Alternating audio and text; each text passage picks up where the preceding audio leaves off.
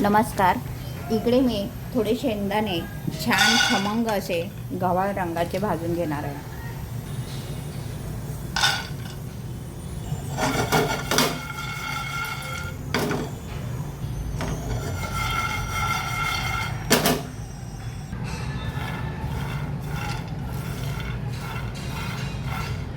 इकडे मी शेंगदाणे खमंग असे भाजून घेतलेत. त्याचे साल काढून ते गार करून घेते. याप्रमाणे ह्याचे साल काढून घेते. इकडे हे शेंगदाणे मी साल काढून पाकडून घेतले.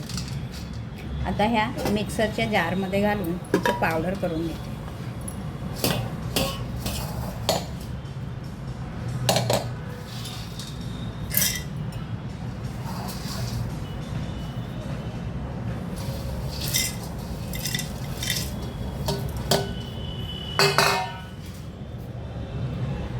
यामध्ये किंचित मीठ घालते.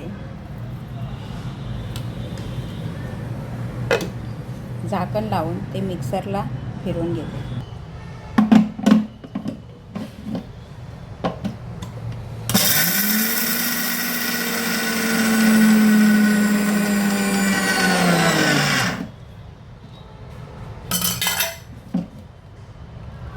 यानुसार पावडर करून यामध्ये आता आपण गूळ मिक्स करूया. इकडे मी यामध्ये थोडा थोडा गूळ घालून ते मिक्सरला लावून पुन्हा फिरवून घेणार आहे.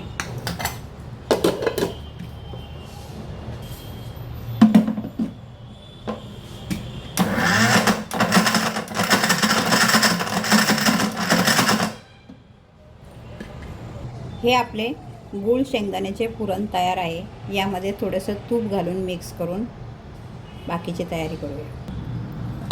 हे उरलेलं पुरण एका ताटात काढून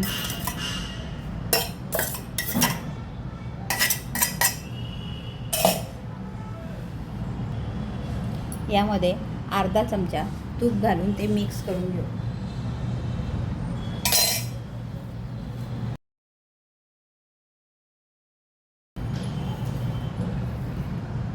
याप्रमाणे गूळ शेंगदाण्याचे पुरण आपले तयार आहे.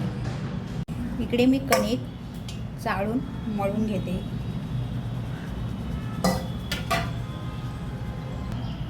चवीनुसार मीठ, एक चमचाभर तूप मिक्स करून घेऊया.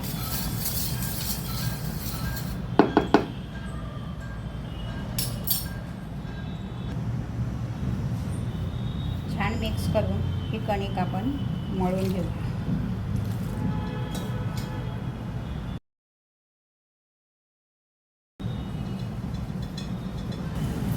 यानुसार ही कणिक मऊसर मळून यावर झाकण ठेवून साईडला ठेवून देऊ. हे मी थोड्या वेळासाठी फ्रीजमध्ये ठेवलं होतं. हे आता आपण फोडून घेऊया. असं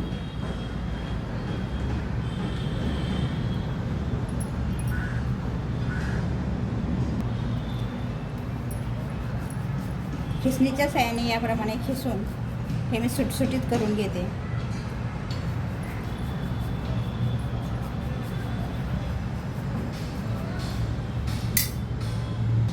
हे सारण आपलं छान सुटसुटीत झाले.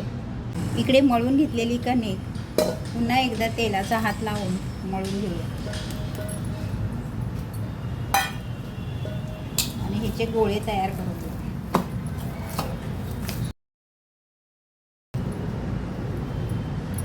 याप्रमाणे गोळे तयार करून आपण ते सारण यामध्ये भरून लाटून घेऊ. तयार केलेला गोळा कोरड्या पिठात घोळवून त्याची अशी वाटी तयार करून घेऊ.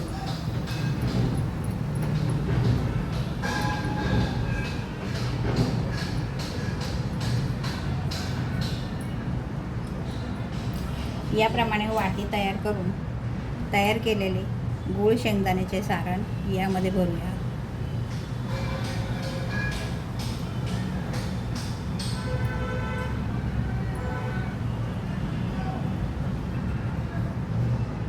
सारण भरल्यानंतर याप्रमाणे ते बंद करून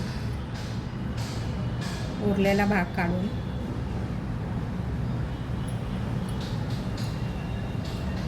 याची आपण कोरड्या पिठावर घोळवून पोळी लाटून घेऊया.